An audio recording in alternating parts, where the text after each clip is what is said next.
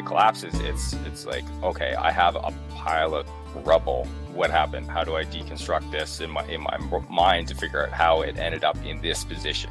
What I'm looking at is like, okay, this was originally here and now it's here. How did it get there? Welcome to the Fine Homebuilding Pro Talk podcast, a regular discussion with building industry professionals. This is Senior Editor Patrick McComb. Today I'm joined by structural engineer Steve McDougall. You can find the Fine Homebuilding Pro Talk podcast and the original Fine Homebuilding podcast at finehomebuilding.com/podcast. You can leave feedback and ask questions there too. Steve, it's a pleasure to have you on the show. Thanks so much for being here. Oh, thanks for having me. It's really cool to be like in the podcast, right? That's been in my ears for so long, but now I'm talking to you face to face. We were introduced because you wrote into the regular podcast, and we'll talk about that a little bit later. But can you please tell folks what you do for a living?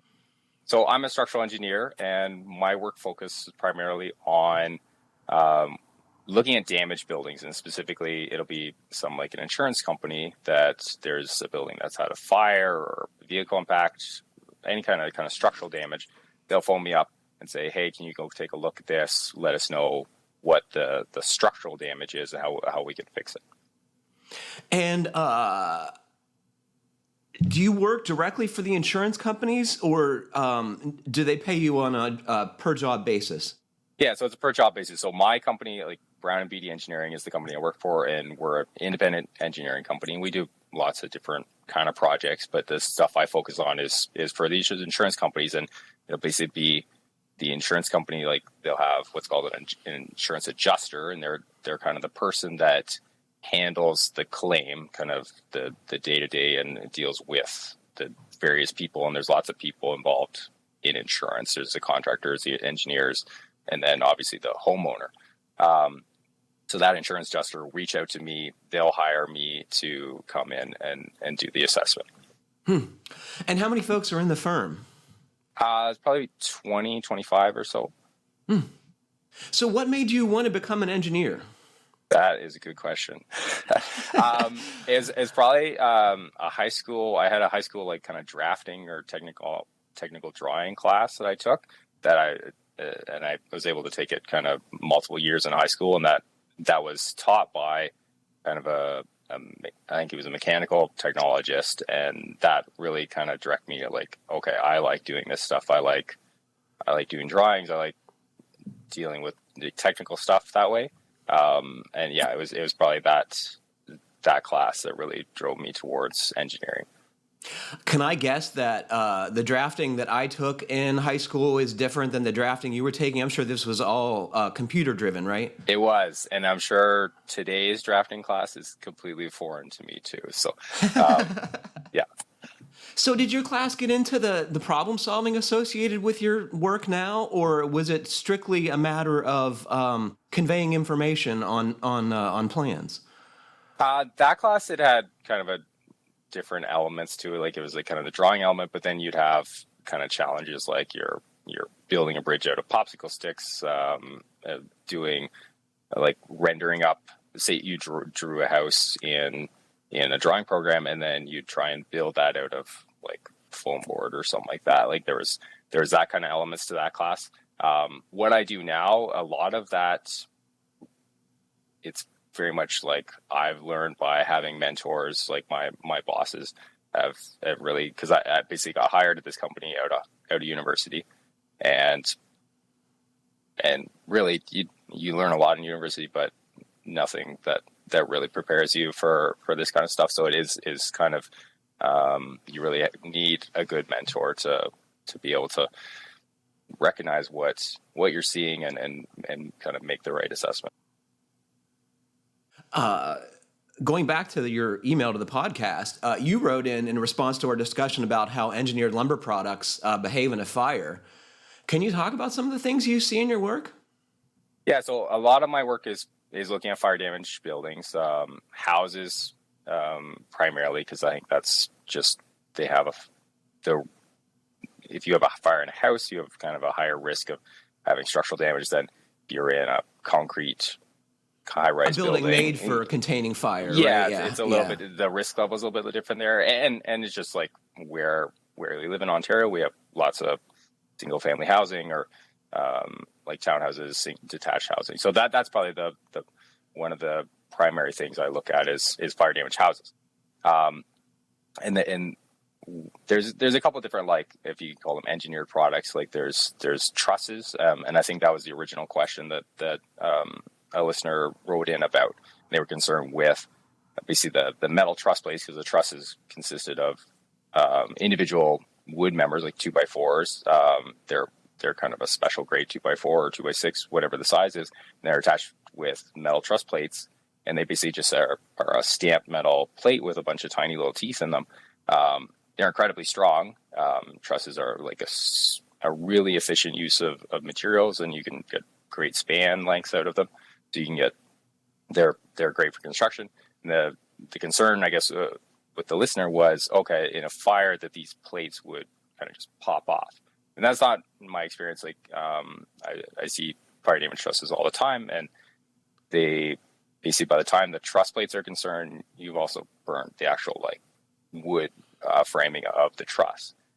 So there's kind of there's that engineered product, and then more and more we're seeing things like I-joists, LVLs, which are like the laminated veneer lumber, the LSL, the laminated strand lumber. So there, and then just recently started seeing, it's called LFL. It's laminated finger jointed lumber. So it almost looks like a 2x10 or a 2x12, but it's made up of laminated finger jointed pieces. Like, so you have some like almost like stacks of finger jointed 2x10s, or sorry, finger jointed like 2x4s or 2x2s, like stacked together. Like a glue lamb? It's different than a glue lamb, though, because it's not, the individual pieces aren't continuous. I guess it is similar to a glue lamb, but it's not. But smaller in cross section. Yeah, it would be the size of like a 2x10 or a 2x12. So that's and I think that may have started to come in because there was issues in availability of conventional like LVLs. And I think strength-wise, they're comparable. The size is a little bit different because, like an LVL, they're typically 1 3/4 wide for a ply, so they're a little wider than traditional lumber. Where these ones that I'm seeing now are basically they're the size of a traditional like 2x10, so like 1.5 inches wide. Yeah. And so, you mentioned that these components burn through. Are there other modes of failure in structural fires?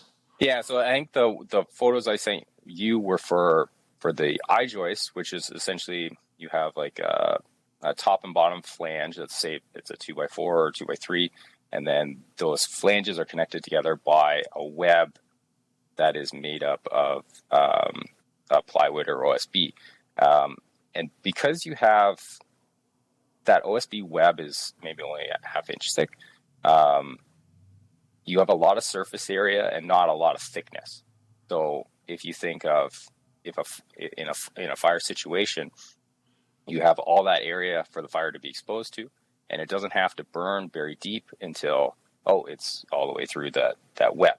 And then once the web's gone, the whole strength of the member is compromised. So you have kind of two things that you have to worry about in that situation. Is the reason you're using the I-joist is probably like they're great because they're super straight and light. And yes, yeah. There's a lot, but one of the main benefits is you can span a lot further. So you're spanning you have a floor with a big span, and then if you burn through a section, that floor gets compromised really quickly compared to a traditional, say, a 2x10 floor. You can char the outside faces of the 2x10, but kind of the interior core is still intact, and you still have like a decent amount of material there if, say, you burn kind of a 1/4 inch all the way around, where the LVL is like once you burn through that plywood, there's really nothing left there. So does the fire performance of these things worry you as an engineer? Would you have them in your house? Do you? I don't. My house is from the 60s. And actually I love my house. I look for very specific things when I bought it. Drove my wife nuts, but we'll talk about that later. Yeah. But I mean, would you spec these things? I would definitely use them, and I've spec'd them before. The one thing I would maybe consider personally is to have, it's maybe more of an issue. Say you have a basement that's unfinished, and then you have all that lumber exposed. You may want to consider, okay, like I'm going to the expense of having this expensive floor. Maybe we provide some sort of like a drywall ceiling or some sort of barrier, right? Because it doesn't take much to have kind of a fire accident and something like that, and then it's just kind of ripped through that. There are fire retardants, I think, available for those members. I'm not sure how widely that is. So there's a couple things. I've seen both coatings, and I've seen like shiny insulation on them. Have you seen those in a fire or post-fire situation? Have they done better? I don't know if I haven't seen the insulation one, and I don't know if I could tell the coating one other than. I think sometimes the coloring is different, and that's how you like. Yeah, it's kind of looks like army gray or green. Okay, yeah, there's different code. So I haven't seen one of those actually in a fire. So that's why I'm not sure. Like at least in my area, I'm not sure how widely that's being used. And realistically, if it's not a code requirement, a lot of builders aren't like they're not seeing the value necessarily, or that cost, like especially since everything's so expensive, like it's hard to justify that cost, right? Yeah, and your customer is never going to see it, right? They're I mean, even if they can see it, they don't know it enough to think that's a good thing. Sure. Is my understanding now is that you cannot leave these things exposed. Am I wrong about that? Here, I don't believe that's a requirement. Like I know some like foam plastics, like spray foam, that's for sure. You need a thermal barrier for that. But I don't believe, at least in my jurisdiction here, that's coming up. It would be that you could leave them exposed in non-living space. I'm sure in the normal living space of the house, they would have to have a drywall or some other protection, right? Yeah, I'm not sure. Like at least the houses, and granted, most of the houses I'm going to see they've been around for a little bit by the time they get damaged, hopefully. Though I was at a new build the other day. Nobody had even moved in yet. It was like an almost finished structure, and then during construction, it had a fire. But a plumber. Yes. Yeah.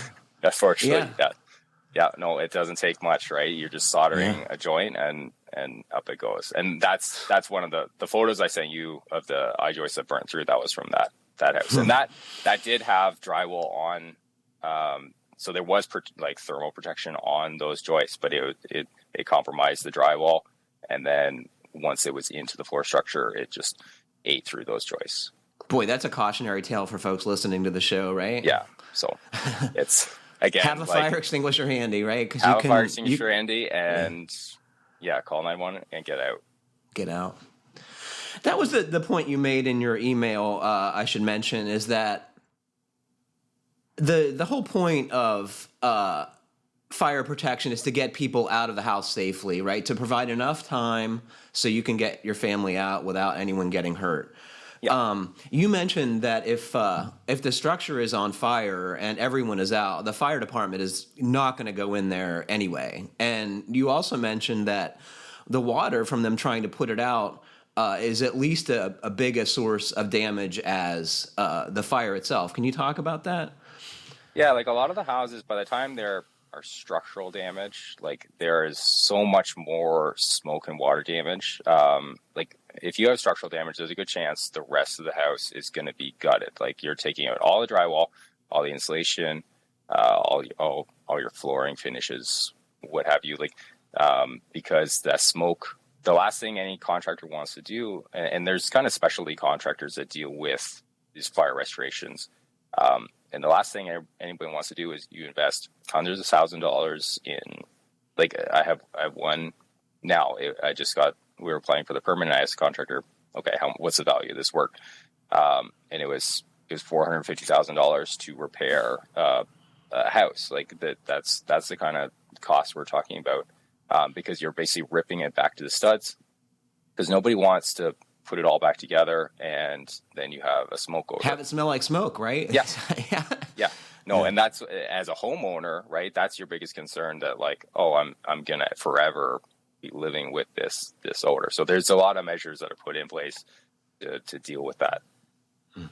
I've heard from contractors who specialize in insurance restoration, like the work you're just talking about, that some insurance companies are better than others with regards to paying reasonable claims. Do you think that's true? Are they some better than others?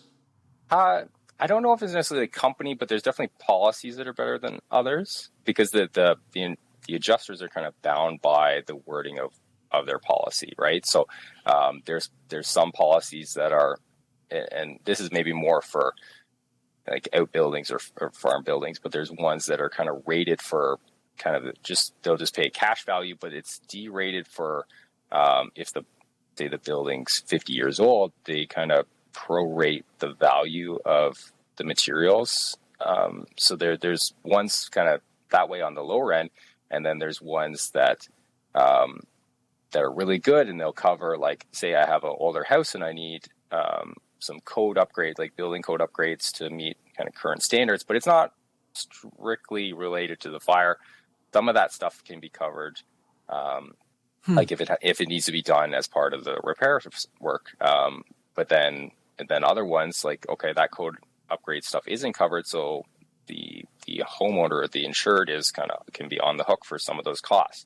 So you need to know what you're paying for, and make sure you have the insurance you think you have, which I think a lot of people maybe don't necessarily know what they bought.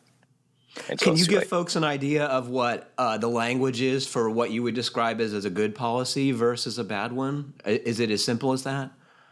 That is something I don't really get into, because I don't like going in as the engineer. I want to be as independent as possible. I don't want to know the wording, because I don't want to. You have to be objective, right? You have to. Yeah, like I don't want to say, oh, okay, this policy covers this, so I can bend the wording a little bit to match that, right? Or not match that, because like basically I want to go in and say these are the technical things that need to be dealt with, and this is the reason why it collapsed, or this is the reason why this happened, and I don't want to tailor that to a specific policy. So I go in and I don't want to know. Do you have insurance through one of the companies that you do work for? I don't believe I've worked directly for them, and it could be that I've done work for them, but it's through there's in-house adjusters. So there's like the insurance people that work directly for the insurance company, and then a lot of the people I deal with, they're basically called independent adjusters, and they work for their own companies, and the insurance company will kind of farm out the work to them. So I may have done work for my insurance company, but it'd be through one of them, kind of like one step detached or whatever. Sure. As part of our email conversation, you closed by saying that you were off to look at what to me was a collapsed hay barn. Can you talk about what was going on in that photo you sent me? Yeah, so I went to actually two that same day, and they're basically the same building. I'm going to interrupt you for a sec. Yeah. Can I assume this was from that huge snowstorm that affected upstate New York and Detroit, and you're near Ontario, also close by? Was that the storm? Yes. Okay. And that's where I got maybe 6 inches of snow. I didn't get that much, but a couple hours north of me, where these buildings were, they got between 2 and 3 feet over the weekend.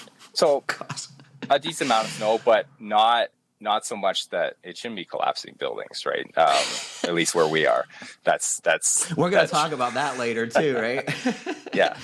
So there was, it was two buildings that were very similar construction, and basically it's a canvas covered structure, and it's kind of arch shaped, and then so it's got steel arch trusses that form kind of this half circle, and then it sits on a series of like 8x8 timber posts.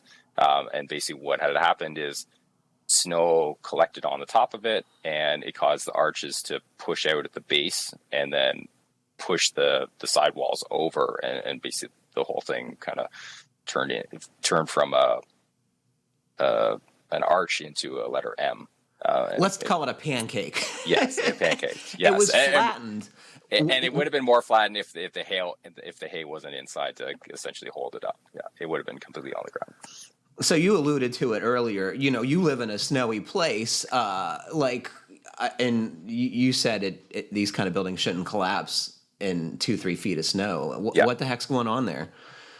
So this kind of building, I see it collapse maybe more often than other types of, like maybe what I would consider more permanent structures. These are intended to be permanent structures, but their life seems to be somewhat limited. They're compared cheap, to, right? This is meant to be an inexpensive big building, and hay doesn't care, but snow does. And there are good benefits of them. Like the farmers always say, oh, okay, I can stack the hay super high in them. There's a lot of natural light in them, so I see why they get built. But these ones, there's a couple of things. There's one is like 90% of the time the snow just slides off them, and that's why I think a lot of them live as long as they do is just because of the arch shape. The snow doesn't collect that much on them. But you get this certain kind of weather system that, say you get a little bit of ice on it, or for some reason it stays on the roof, and you can get a fair bit of snow on them. And then another thing we're seeing is some of them, they aren't considering the arch itself. In order to take the load, it ends up pushing out on the top of the walls a fair bit. And when you have that might be okay if the walls are really short. But these ones, the walls were, I think, about 8 feet tall. So you're pushing out, you don't have to push that hard on the top of an 8-foot tall post to start to kind of bend it. And the higher it is, the easier it is, the more leverage you have, right? And what we're finding with these ones is it's basically breaking the base. Even though it's an 8x8, it's able to break off that 8x8 at the ground level, or push it over in the ground. And then once it's kind of out of plumb, then you have not only the outward push, like the horizontal push, but the vertical weight is now pushing it over too. And then it's just going to go from there. Like once it starts, it's nothing stopping it. So does an insurance company cover a loss like that? Is that a reasonable claim?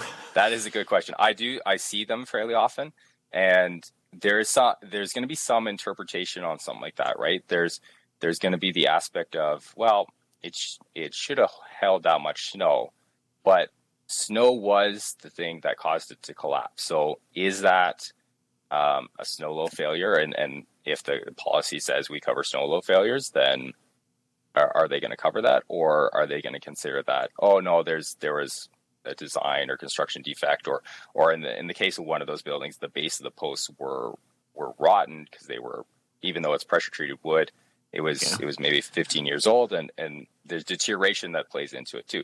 So there's always like multiple factors, and that kind of makes sense to me that, like, unless there are some serious design problems, a building should stand up unless there is, like, you have to have a lot of loading, and then usually something else is contributing to that failure. Are these kind of huge snowfalls in parts of Ontario commonplace, like where you are in Guelph? Did you grow up there? Let's ask that first. Yeah, so Guelph is pretty tempered climate-wise. Like, we don't get huge amounts of snow here. Where I grew up, I was a couple hours north of here, up by where those buildings I was talking about collapsed, and it's right between Lake Huron and Georgian Bay, like kind of right on the point there, and it does get a lot of like lake effect snowfall. So growing up, I would get much more snow than I do now, but I still have to shovel my driveway. Do you like the snow? Do you recreate? Yeah, I like the summer, to be honest, a little bit more, but that's okay. No, the winter's good. It can be a little bit like this time of year. We're right around freezing for like kind of an extended period of time, right? Sometimes it dips colder, but sometimes it dips a little warmer. I would rather be nice and warm or cold, and Yeah. then it's a kind of a drier cold. Where right now it can be kind of wet, and it doesn't take much for your body to get cold in that kind of conditions. So what is a great day being a structural engineer like? I like the collapses, to be honest. Those are the most interesting ones. Are you allowed to say that out loud at the engineering conferences? Well, I think, yeah, it's not always someone's fault or it's not always the designer's fault. Let's put it that way. Like, one of the other buildings I went to and it came down during the snowstorm we were talking about, but it really didn't have that much snow on it. It was a pig barn. And what had happened to it is over the years, the way the venting worked for the attic of it, because pig manure is really corrosive and there's a lot of humidity in it. And pig barns are kind of known to have these issues. And the way this one was vented is it drew air in through the attic, and then through the ceiling. It had an insulated vapor barrier ceiling, but there was basically open vents in it and then exhaust vents out the sidewalls to kind of get the gas out. But the way it was built, the exhaust vents were right below open soffits that would allow that exhaust air just go back into the attic. And what had happened was over time, that exhaust air goes in the attic, condenses on this is a truss roof, so it's condensing on all the roof surfaces and basically rusted out the truss plates. And essentially the roof, the ceiling, the truss is separated. They kind of zippered and all separated on long, basically 100-foot length of this barn. And the ceiling dropped down, all the webs detached from the top cords, the top of the trusses. The ceiling dropped down, and the roof kind of sagged, but it stayed upright. And that to me is kind of an indication okay, the snow load wasn't that bad because the roof itself, it sagged, but it stayed upright.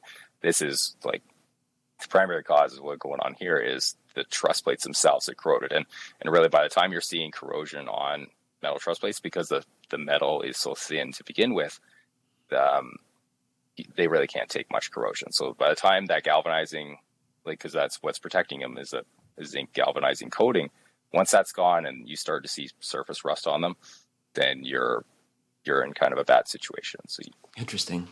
So I'm guessing when you say the collapses, you like the analytics, the problem solving to figure out what happened. Am I right? Yeah, some of the other things I do, I can go to a vehicle impact or these fires. It's basically you go in and you're just looking to see what the damage is, and the kind of challenge there is figure out, okay, how best to repair it. With the collapses, it's okay, I have a pile of rubble. How do what happened? Yeah. How do I deconstruct this in my mind to figure out how it ended up in this position? And that's a lot of what I'm looking at is okay, this was originally here and now it's here. How did it get there? What's the less desirable part of your job? What would you if you could wave a magic wand? What would you make disappear? Oh, obviously the reporting, right? That's the thing they don't tell you in university or going in engineering. You're okay, you're going to be spending your days writing reports. You know that, right? But no, you're no, you're going to be out doing fun stuff, doing calculations all day. No, you spend your days writing reports because that's nobody that is paying you cares about anything else other than that you're able to communicate to them what your findings are, right? So if you can't communicate, then what do you really do? You're not helping anybody. So that's what maybe half of my time is out in the field and half of the time is in the office writing reports on what I'm seeing in the field. Interesting. So my next question was, did your education adequately prepare you to do your work you do? And you just mentioned you have to do a lot of reporting. For example, did they teach you how to write professionally in your engineering program? Yeah, I was lucky enough to I went to University of Waterloo, which is a great school. And I can say that because John Straub was my building science teacher. So, Oh, cool.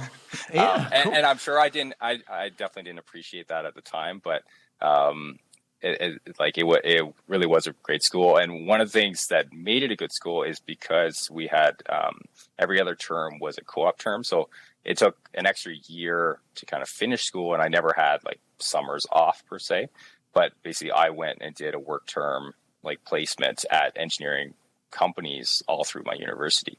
And I think that really helped it. And part of that process, you were required to write basically an engineering report on some project you were working on. So yeah, like that being said, the stuff I do definitely required good mentors, like with the people I work with, in order to basically be able to do the work I do. Like you coming out of school, you're not prepared to actually go and look at the kind of stuff I look at and understand what you're seeing. You need to, like, it's all about experience that way.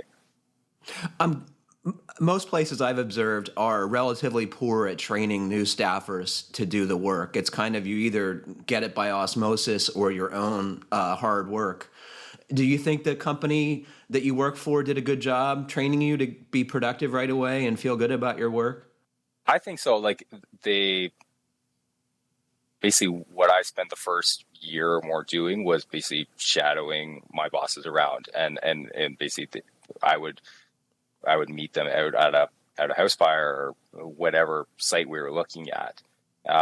We'd look at it together, and then they'd be like, "Okay, you go write the report," and then they would kind of edit it from there. So there was a lot of kind of direct feedback on basically every project. So that really helped. Did you feel like you had a knack for it? Did you learn quickly? I think so. Yeah. Yeah. I don't know. I'm still here after 12 or 13 years. So it's worked out. Yeah. This is an interesting question. So before my construction media jobs, I had this perception that engineers like had consensus on all topics because, in my misinformed view, it's just math equations, right? But yeah. that's not true, I'm sure. Can you talk about how engineers can disagree about either fixing things or how to build things?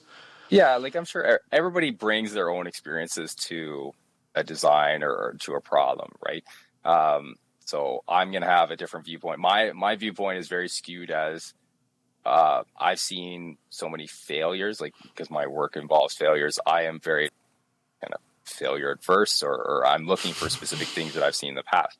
Where someone that just deals with new construction, they may not see that the same way.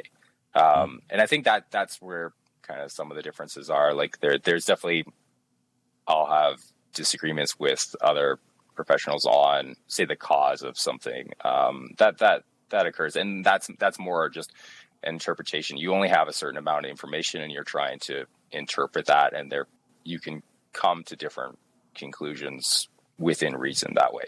But yeah, everybody has their own experiences, and they're kind of bringing it from different viewpoints, and I think that's why we need a building code, and that's why we have a building code, to try and guide some of that and put limitations on, okay, make sure within reason everybody's playing on the same field. So, in my kind of admittedly skewed social media world, there's this like internet meme of the lazy engineer, and it's always the like most elegant or simplest solution to an engineering problem, and oftentimes they're just like silly things. But are you familiar with this concept? Do you think it's a legit way to view the world? Yeah, but I view it, I like the one that it's if you left a building to be designed solely by an engineer, or yeah, if you left the building to be solely designed by an architect, the building would fall down. If you left it solely to be designed by an engineer, the people would tear it down because they hated it so much. That's great. Do you think there is some truth to the fact that, people can either come up with a simple solution or a complex one? Is it that easy? Yeah, I always try for the simplified solution because like one of the governing things whenever I do design is I got to think, okay, how is someone actually going to build this? If like I could spec whatever I wanted, but if they can't build it, then what's the point? So I think that's definitely where the simplified solution really comes into play, if at all possible. Like how simple can I make this and it's still going to work, and there's less chance for things getting messed up on site because, yeah, no matter how clear you are, it's never like exactly going to be what you want. I often ask people on this show about what they notice in other buildings when they're out and about. What do you notice or study about the buildings that you're in?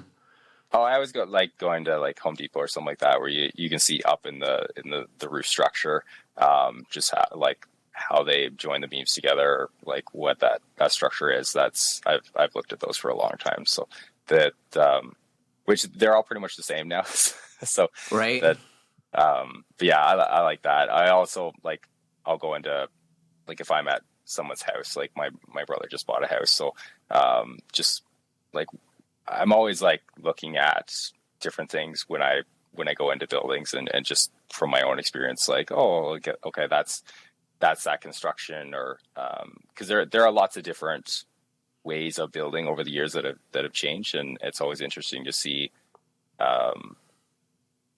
just how things are put together. Was it your brother you said, or your brother-in-law? I'm sorry. Yeah, my brother. He just moved super close to me, actually. So, did you make him like open the attic so you could see the arrangement of trusses up there? Did you have some thoughts on that? No, he kept me out of it. Actually, I did look at one of the houses he was looking at buying, but this one, and it is very competitive here. It's kind of challenging to buy a house, so I think they made that decision pretty quickly. And he was like, oh, he looked in the attic. Like I've kind of shown him a little bit of what I would be looking for, but he was like, yeah, it's fine. I was like, okay. Can I guess he's not an engineer, or is he? He is not, but he is very competent, so I trust him. It's his house, so. So did you have an interest in knowing how things were built when you were a kid? Did you enjoy playing with, blocks or Legos or some other building toy? Yeah, no, I love Lego. I do a fair bit of woodworking too. I think I got into that somewhat as a kid, but then more now that I've even in university, I started playing with that a little bit more. But yeah, so I like building stuff. We'd always have projects like working with my dad around the house. There was always stuff to do. Yeah. Are there tradespeople or builders in your family? No, I think I'm trying to think. Not. My grandpa was a machinist. Oh well, I'd say that's a So that's yeah. My dad worked in an automotive parts factory, so there's definitely making things is what I've been exposed to a long time. And the furniture you make now, is it for your own use, for gifts, or what do you like to make? A little bit of both. Like right now, I have two little daughters, so I'm making them some step stools for the bathroom. That's my Christmas project that I'm working on. But yeah, I've made desks, jewelry boxes, all kinds of stuff. One of my big projects that's on hold for the winter time, but I'm building a boat in my garage, so that's kind of my summertime thing that takes a lot of time. A wood boat? Yep. Cool. Yeah, it's a little ambitious, and I think it's one of those things like your neighbors think you're either nuts or you're nuts if it doesn't turn out, and if it turns out, that's so cool. So it is definitely one of those things that you walk the fine line of, oh, I better finish this or else everybody's going to think I'm that guy that wasted all that time. Can I guess that it generates visitors, right? I'm guessing when you have the garage door open, folks pop in and see what you're working on, right? Absolutely, yeah. Yeah. Yeah. Yeah, well, it's hard to hide. Let's talk about your own house. You mentioned that there were some things that you were looking for when you were house shopping. Can you talk about that and maybe talk a little bit about your house? Yeah, so it's like a 1964 bungalow. Yeah, there were specific things, and yeah, my wife and real estate agent weren't super thrilled with this, but I was like, okay, it's got to have a cast concrete foundation. I didn't want a block foundation, especially for this area house. Like I find block, you can run into leakage maybe a little bit more, other issues that way. So it had to be cast. I wanted a brick veneer as opposed to like a vinyl siding, and that was just an aesthetic thing. And then it had to be mostly non-modified. I didn't want someone else to have. I didn't trust someone else to have like Flip gone and flip it or something like that. Yeah. Like I want to like I've done a fair bit of renovations in it myself, and I wanted to be confident that what I was dealing with was mostly original, and I wasn't going to run into some weird surprise, because I think construction, like at least in my view, construction from the 60s was pretty good. Like the skill trade level was really high. Like I have like the plasterboard finishes, so it's almost like I think it's like a 2 foot by 4 foot like board product, and then it's like hand plastered on top of that. Yeah, it's got a veneer on it. Yeah, which like I can't imagine them like doing, like especially the ceiling work. Like it would have just been so hard on the body to do that. But yeah, no, the skill level like at that time I think was really well. So that's I don't know. Anyways, I eventually found it. I've been very happy with it. I have had this house for about 10 years now. So conversely, what era of house did you not want? Like, was there a period that you said, "Oh man, that's a risk"? I'm going to guess it's like the early 2000s, right? Yeah, well, even maybe well, I grew up in a house from the mid 80s, but my parents had that like custom built, like they were involved in the build. So I think that one, maybe that isn't a good example, but there's definitely like houses that were maybe more production done and from maybe I don't know, even like late 70s on. You can get kind of just a variety. It really depends on your builder, like how much care they really put into it. So what have you done to the place to make it your own? So we done 2 bathrooms. Like upstairs, it only had 1 bathroom to begin with, so completely renovated that bathroom. Added a bathroom in the basement, and that was like there was nothing there. Like we like broke the floor slab and kind of started from the ground up for that one. Replaced the stairs. My wife, when we bought the house, it never bothered her, but they had added a subfloor in the basement, so the bottom step was shorter than the rest. Yeah. And that drives me nuts, because that's one of the things I look at work. People tend to trip and fall on when you don't have a consistent rise and run. So especially that was like that first step or last step, right? That's a real risk. Yeah, absolutely. So she never noticed it, but I was like, oh, every time I go up and down the stairs, it was like, no, I got to fix this. So I ended up ripping out the stairs, rebuilding them, done other like cosmetic stuff like doors, trim, no structural work actually. Like it's been pretty much cosmetic stuff. It sounds like you did your job in buying it if there has been no structural problems. Yes. Do you like working on the house? Is it enjoyable, or is it just something you do because you don't trust anyone else to work on it? There's probably both going on there. Like I do like, maybe I'm too much of a control freak that way, but yeah, I like doing it myself because I have the skill set to do it, and I don't want other people to rely on mess other people it up to do it. So yeah, that's fine.